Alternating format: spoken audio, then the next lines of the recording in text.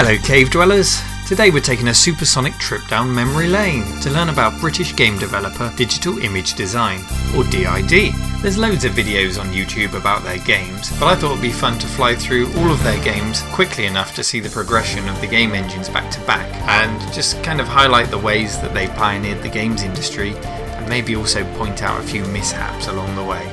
To digest so many games in such a short space of time, we'll be taking respite in the video wall here and breaking our sprints down into 5 eras from 1989 to 2001. Essentially one era per game engine they produced and all of the games which utilised it.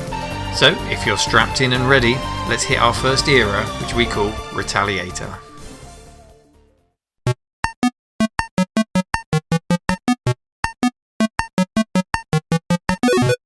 Martin Kenwright and Philip Alsop founded DID in 1989, and their first game landed less than a year later in the form of F29 Retaliator. Flight sims weren't unusual at the time, but the rate at which this thing could pump pixels and push polygons was unheard of. Other sims at the time were kind of barren if they were fully 3D, or they substituted polygons with sprites to work around the limitations of CPU power. But these guys managed to combine a really high detail for the time and a high frame rate, even on the Amiga or Atari ST with their low clock rates. And as a PC owner, if the silky smooth frame rates didn't have you hooked, then the arcade action surely would. DID had made a big impression with gamers, with their publisher Ocean, and certainly with the gaming press. But more impressively, we were about to find out just how flexible this engine was.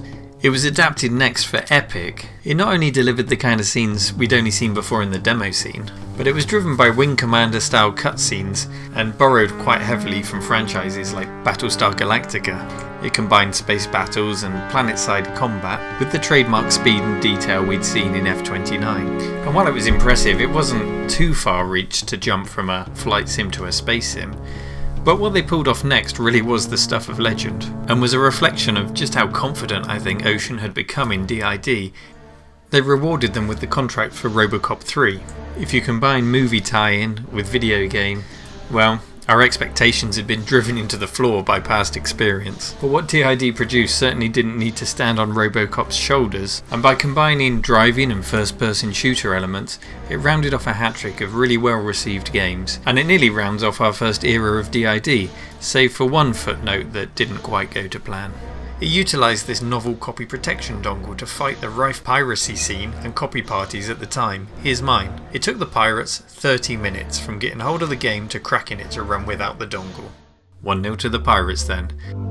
Feeling established and growing in size to about 80 developers, Kenwright and Alsop were ready to embrace the PC and multimedia era that was sweeping aside home micros like the Amiga and the Atari ST. The next era we call TFX. And you better have your dual speed CD drive ready to enjoy it.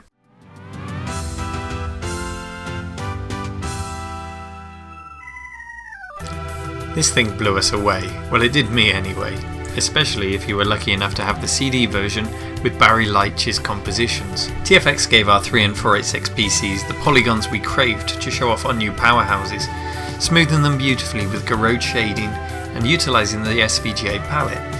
What I really loved was the 3D cockpit. Even back in 1993 we were being promised a brave new world of virtual reality, and TFX kept that dream alive. 3 theatres, 3 fighter jets, the Eurofighter F22 and F17, working MFDs, laser guided bombs and cinematic flybys. This was a great game.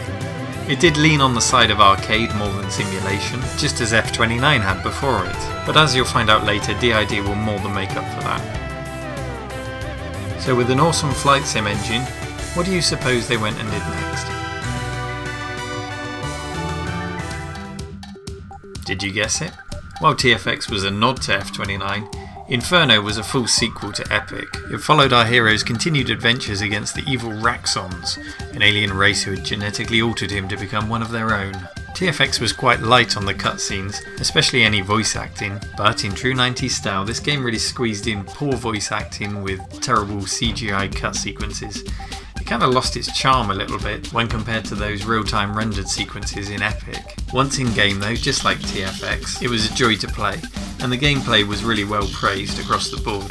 Personally, I was loving TFX, but getting my space kicks from the Wing Commander series and later games like X-Wing vs TIE Fighter, it became a competitive, big-budget game space, which is perhaps why DID didn't entertain the space genre again and doubled down on what they're really good at. Oh, and if the game didn't make a big enough impression, then the boxes would. They absolutely dwarf the original F29 and are by far the largest in the DID collection. Meanwhile, back at DID headquarters, French company Infogrames had acquired DID's publisher Ocean Software in 1996, which would soon lead to some tough decisions and aggressive business tactics by our French friends. But for the time being, DID were doing what they did best, as you'll see in our next era, EF2000. EF2000 swept aside DID's arcade-style simulations which had preceded it. This was a real game for real pilots, and that's not just a turn of phrase. This thing set DID down the road to getting the certifications they needed to make real military simulations, flown by real pilots in the UK's Air Force, Navy and Army. It's not so much a series of games as a base game with add-ons to improve it and take advantage of new technology at the time. Super EF2000 gave us a Windows 95 version of the game, while Tacticom gave us a new mission and scenario editor, LAN and internet play, enhanced cameras and other general bug fixes. Proving themselves to be on the forefront again, this was one of the first, and in some places reported to be the first game, to issue a 3DFX acceleration patch. This redirected the heavy lifting of graphics rendering off of the CPU and redirected it through 3DFX's Glide API to be processed by your Voodoo 3D graphics card. And you can see the results for yourself. Smooth, rounded, aliased graphics that were as close as we were ever going to get to their military simulations, and converted hordes of hardcore virtual pilots from Microprose's Falcon 3 over to DID's game. And if the visuals and simulation of flight didn't sway them, then how about 4 million square kilometres of landscape, flight modelling that integrates pilot personalities, and Wargasm, which was a dynamic campaign generator, which effectively meant this game had unlimited replay value. It wasn't just a simulation of flight, it was a simulation of total war. Good name that. Maybe they should use it for a game. Just to illustrate the complexity, the manual for EF2000 was 386 pages. Compare that then to F29 Retaliator, 38 pages, which our previous owner here had narrowed down to 6 key presses. If the Air Force ever needs drone pilots, it need only call up 90s flight sim gamers. And for the sake of completeness, I'll mention version 2, which was released in the American market and simply tied together all of the add-ons, patches and updates. Meanwhile, back at HQ, trouble was afoot. Ocean Software were no more. French company Infogrames had launched an aggressive takeover to gain control of the company and eventually acquired DID. Further down the line, this would result in the departure of Martin Kenwright and 6 other founders and key employees of DID, but not before their next release.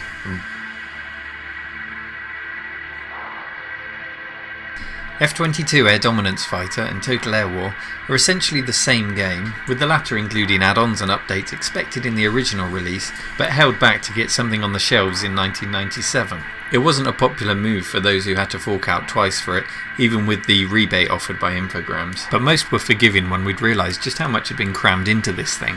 It took advantage of 3rd generation 3D hardware, it promised a vocabulary of 10,000 words from the AI pilots, and ADF's predefined missions gave way to the release of the Wargasm 2 system in Total Air War. This was the dynamic campaign system that gave EF2000 so much replay value. Combine that with the Smart Pilot's computer-controlled plane system, and the phenomenal AWACS system, which was a game in itself you could play for weeks without ever piloting a plane. The result was a living, breathing, speaking war with believable enemies and an ever-changing dynamic world, clearly pulling together DID's years of experience in home flight sims and essentially their classified military simulations. This truly was their spiritual swan song, Kenwright's DID legacy. Remember, the purpose of this video is to give an overview of the history of DID. I think if you wanted to cover this game in detail, you'd be looking at a 10-part documentary.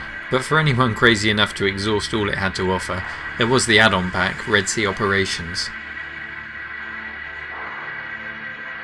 We'll cover one more flight sim in the DID stable before the end of this video.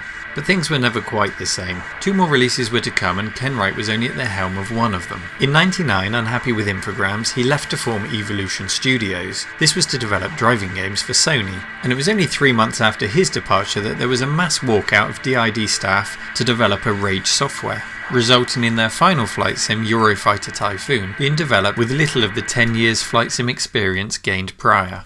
It wasn't all bad though, as we'll find with the beautifully named Wargasm. Coming from a developer with such a serious back catalogue, the name of this game left you in no doubt that this was not more of the same. And who wouldn't want this with such features as multiple Wargasm, play against real opponents in the ultimate network battle. You begin by selecting your units for the battle, and you can control any and all of them once in game. That includes 11 different armoured vehicles and 4 attack helicopters. You can dish out commands, call for supplies, call in airstrikes, or take control of a single unit, as I always love to, for your own killing pleasure.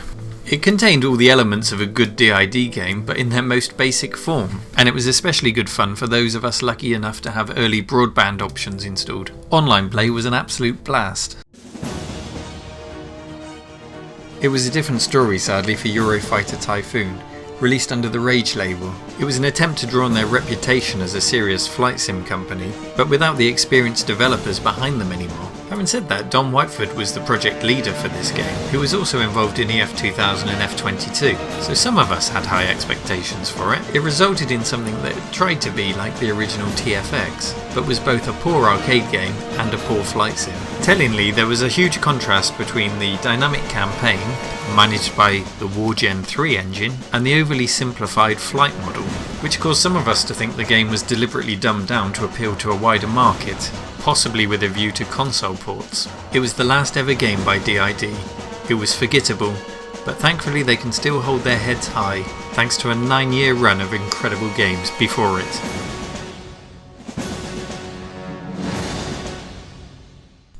And there ends the story of DID. In 2003, after the demise of Rage, many staff members went on to form Juice Games, which later became THQ Digital Studios, and others left to join Evolution Studios, responsible for the MotorStorm series and Drive Club, and Martin Kenwright is still actively developing at company Starship, who specialise in VR development. But the real story here is the games. 12 years of progressive development, pushing the envelope of what home computers could do, challenging us to put the effort into incredibly detailed flight sims and rewarding us with the worlds we found within, and every now and then throwing the odd arcade blast at us. DID, I for one salute you.